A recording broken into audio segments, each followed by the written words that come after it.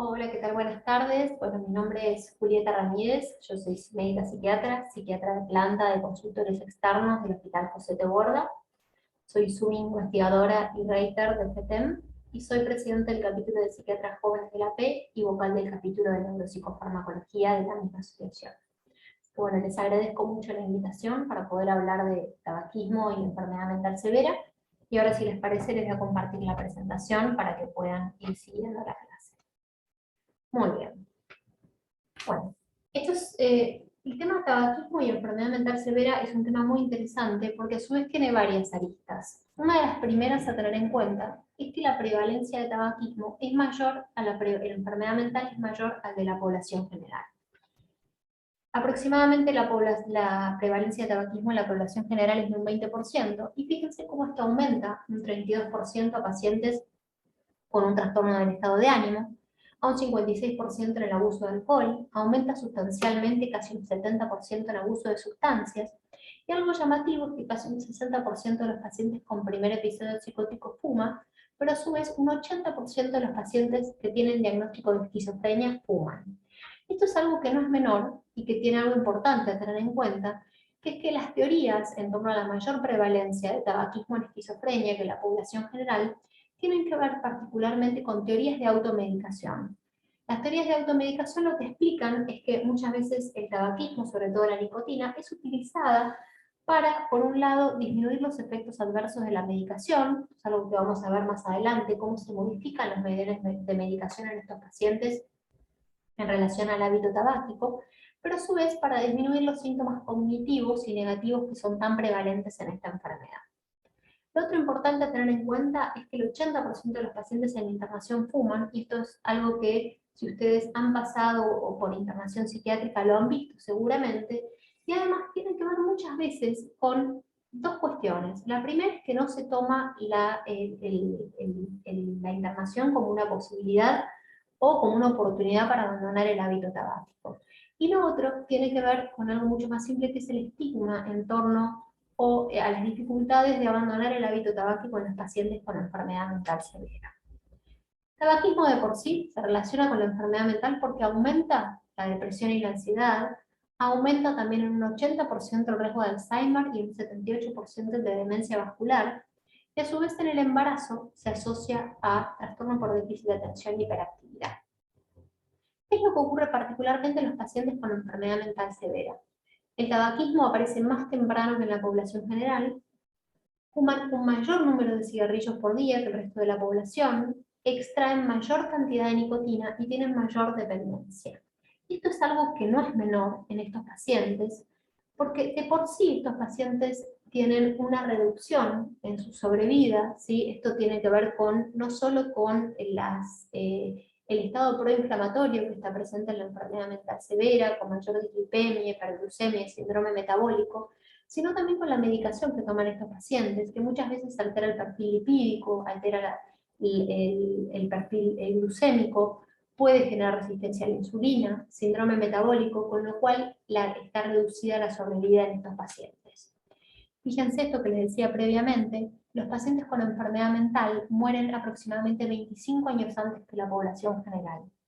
Y lo otro más importante de esto es que el fumar es un factor prevenible, a diferencia de la enfermedad mental, en los cuales el paciente cuando se nos presenta con una enfermedad mental severa y tabaquismo ya tiene la enfermedad establecida. La medicación muchas veces, si bien se pueden hacer modificaciones para utilizar medicaciones que tengan un perfil de efectos adversos más benigno respecto del impacto sobre el sistema cardiovascular y sobre el perfil lipídico, o sobre el metabolismo, muchas veces esto no es posible, pues son pacientes que han pasado por varias medicaciones o que han respondido a una medicación en particular. Entonces el factor que nosotros podemos modificar para mejorarles la calidad de vida, más allá del hábito dietario, el ejercicio, es por supuesto el fumar. Bueno, algo importante a tener en cuenta en esta población. ¿Qué intervenciones son efectivas? Bueno, fíjense que es lo mismo que se aplica en la población general. Terapia cognitivo-conductual e intervenciones farmacológicas. Y esto es algo importante a tener en cuenta porque muchas veces está la concepción errónea de que estas intervenciones no sirven en pacientes con enfermedad mental severa, cuando al contrario hay muchos estudios que avalan su utilización y su eficacia similar al que se ve en la población general en esta población de pacientes con enfermedad psiquiátrica. Dos estudios que les voy a mencionar, uno es el CIMITAR, que es un ensayo randomizado controlado, en lo cual se incluyeron 526 pacientes con tabaquismo y esquizofrenia de mayores a 18 años. En estos pacientes se aplicó intervención, que es terapia cognitivo-conductual, y TAU, tratamiento habitual, y lo que se vio es que la terapia cognitivo-conductual era efectiva para justamente el abandono del hábito tabáquico. Bien, este es otro estudio, que es el iQuit, donde justamente se evaluó también la eficacia en pacientes jóvenes con enfermedad mental severa, ¿sí? En este caso las intervenciones eran tanto de tipo farmacológico como de tipo cognitivo-conductual, que demostraron ser también eficaces en esta población. Entonces, bueno, ¿cuáles son los beneficios de la cesación tabáquica en enfermedad mental severa? Primero, lo principal, el descenso de riesgo cardiovascular. Recordemos que es el principal factor prevenible que se relaciona con la reducción de la sobrevida en estos pacientes. Menor riesgo de enfermedad respiratoria, por supuesto de cáncer, descenso de los niveles de ansiedad y sobre todo disminución de los niveles de medicación psicotrópica. Y esto es algo también importante a tener en cuenta, que justamente como el tabaquismo aumenta el metabolismo de muchos de los fármacos, los pacientes requieren mayores dosis para estabilizarse y al suspender el hábito tabáquico se pueden utilizar menores dosis en estos pacientes. Bien, la NICE, incluso es una guía del 2013, recomienda que los servicios de salud mental deberían ofrecer cesación tabáquica. Y esto es algo que se relaciona con lo siguiente. Les voy a mostrar un estudio que es del 2007, que se hizo por la Asociación de Colegios Americanos, ¿sí? Donde evaluaron justamente con qué frecuencia se ofrecía cesación tabáquica a los pacientes. Y en este caso compararon a los psiquiatras y los médicos de familia.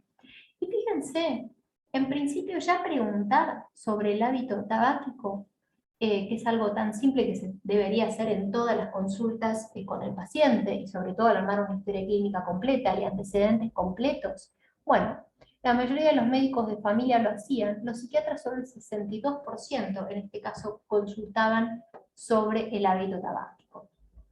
Respecto de hacer una entrevista o una visita de seguimiento por este mismo tema, bueno, la mayor parte de los profesionales no lo hacían, un 19 versus un 14, y fíjense que ya directamente la referencia del paciente para el abandono del hábito tabáquico es bajísima en ambos grupos, ¿sí? Y en este caso se evaluó justamente las intervenciones para cesación tabáquica por especialidad. Entonces, observen algo llamativo. El consejo del profesional para que el paciente deje de fumar, que esto deberían hacerlo todos los profesionales de salud en el primer contacto con el paciente. Indagar respecto al consumo de tabaco y dar un consejo breve de abandono del hábito tabáquico. Esto los médicos de familia lo hicieron un 83%, un 93% de la medicina interna lo hacían, los ginecólogos un 90% y los psiquiatras nuevamente estamos con los porcentajes más bajos. Lo mismo, preguntar sobre si fuma la persona. Bueno, nuevamente, fíjense, no lo hacen el 100% de los profesionales, con lo cual esto ya es deficiente, y los psiquiatras nuevamente con los porcentajes más bajos. Ya hablar sobre farmacoterapias, también ahí bajamos incluso más los porcentajes, 61% de los psiquiatras, a evaluar si el paciente tiene intenciones de dejar de fumar, si fíjense, bajamos un 44%, hablar de opciones un 37%, ¿sí? Y ya respecto de las recomendaciones de terapia, ¿sí? En este caso ya son un tercio de los profesionales, los psiquiatras un 23%, recomiendan opciones de reemplazo nicotínico, ¿sí? Monitorear el progreso del paciente para abandonar el hábito tabáquico, también un tercio menos de los profesionales. La prescripción de otras medicaciones que no sean de reemplazo nicotínico, mucho más bajo aún, ¿sí? Respecto de visitas de seguimiento para evaluar si el paciente continúa fumando, también, ¿sí? Fíjense que van de un 20% a un 14% en el caso de psiquiatría, y algo tan simple porque uno quizá no tiene experiencia en indicar estas terapias o de reemplazo nicotínico, terapias para el abandono del hábito tabáquico, sobre todo farmacoterapia. Bueno, la derivación, ¿no? Que cuando uno debería hacer esto en el caso de que no pueda el paciente requiere un tratamiento y no lo pueda brindarlo, la derivación, fíjense, solo el 10% de los médicos de familia lo hacen, un 15% de los médicos de medicina interna, 14% de los médicos de ginecología obstetricia y solo un 11% de los psiquiatras, ¿sí? Bien. Entonces, una cosa importante a tener en cuenta, ¿sí?, que es algo fundamental, es que los fumadores con enfermedad mental están igualmente motivados que la población general a dejar de fumar, ¿sí? Esto es algo fundamental a tener en cuenta. Lo otro que tienen que tener en cuenta es que las intervenciones basadas en la evidencia son igualmente efectivas en los pacientes con enfermedad mental severa que en la población general. Obviamente que requieren un monitoreo más estricto, y esto sí es algo fundamental a tener en cuenta. Si ustedes son psiquiatras, tienen que estar al tanto de esto y saber que si un paciente está realizando un tratamiento para abandonar el hábito tabáquico, hay algunas cuestiones que tienen que tener presentes, ¿sí?, para poder seguir adecuadamente a este paciente. Y en el caso de que ustedes no sean psiquiatras, sean profesionales de salud mental, y estén también siguiendo un paciente, bueno, tienen que hablar con el psiquiatra, comentarle que el paciente está haciendo este tratamiento para abandonar el hábito tabáquico, para el que el psiquiatra pueda primero tener presente el tema de los niveles de medicación, si hay algunas medicaciones que tengan en cuenta que aumentan sus niveles al suspender el hábito tabáquico, como son algunos antipsicóticos. Entonces es fundamental que el psiquiatra esté al tanto de eso para que el paciente no sufra una intoxicación. Bien, respecto de las intervenciones farmacológicas, como les decía, todas las mismas que se aplican a la población general son igualmente efectivas, ¿sí? Las que sobre todo tienen mejor eficacia en este grupo son la vareniciclina y el bupropión asociado a terapia de reemplazo nicotínico. Como les decía previamente, una cuestión fundamental a tener en cuenta es que hay medicaciones que aumentan sus niveles al suspender el hábito tabáquico. Estas son principalmente la clozapina, la olanzapina, el haloperidol, las benzodiazepinas y algunos antidepresivos. Muchos de los pacientes, al referirse a esta población, van a estar tratados con alguna de estas medicaciones. La clozapina, particularmente que se utiliza en esquizofrenia resistente, reduce un 50% sus niveles mientras el paciente está fumando, con lo cual tengan presente que al suspender el cigarrillo, el paciente puede tener aumentos del 50% en sus niveles plasmáticos y puede sufrir una intoxicación. Esto es algo que hay que monitorear de cerca. Por una parte, ajustar las dosis a las 2 semanas de suspender el cigarrillo, ¿sí? Y lo otro, seguir muy de cerca al paciente por síntomas de intoxicación. La olanzapina un 25% reduce sus niveles, por lo cual tengan en cuenta, aumenta los niveles un 25% al suspender el cigarrillo. Muchas de las benzodiazepinas lo mismo, y los tricíclicos, antidepresivos tricíclicos en un 10, un 25%.